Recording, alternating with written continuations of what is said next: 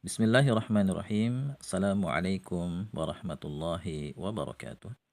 Alhamdulillahi rabbil alamin. Wassalatu wassalamu ala ashrafil anbiya'i wal mursalin wa ala alihi wa ashabihi ajma'in.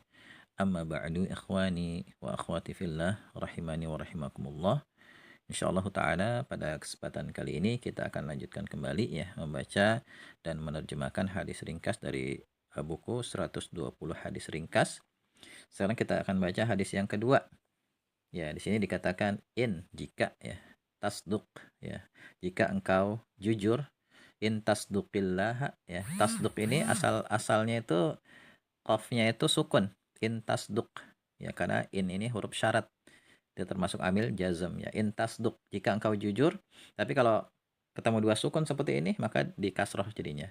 In tasdukillah. Jika engkau jujur kepada Allah, ya jika niatmu memang benar ikhlas karena Allah ya, niatmu memang lillah gitu kan, yasdukka ya, maka Allah akan membenarkanmu ya, akan mewujudkan apa yang engkau inginkan ya. Rawahun Nasa'i, diriwayatkan oleh Imam Nasa'i. Ini penggalan hadis panjang ya.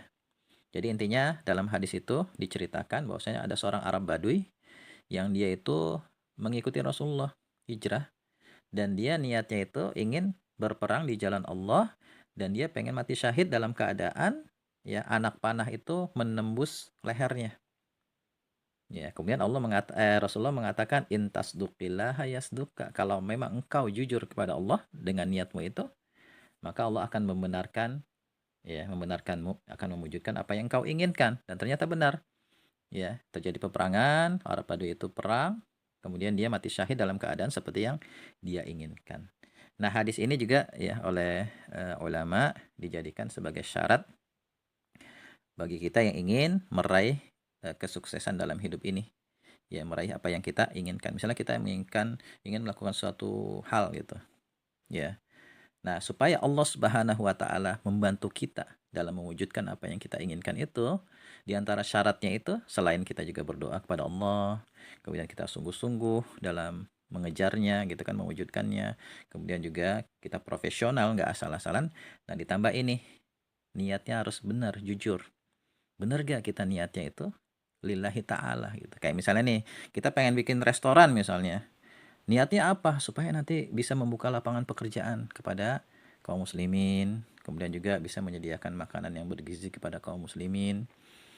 Nah, maka supaya kita dibantu Allah dalam mewujudkan keinginan kita itu, ini diantaranya, niatnya harus benar-benar jujur.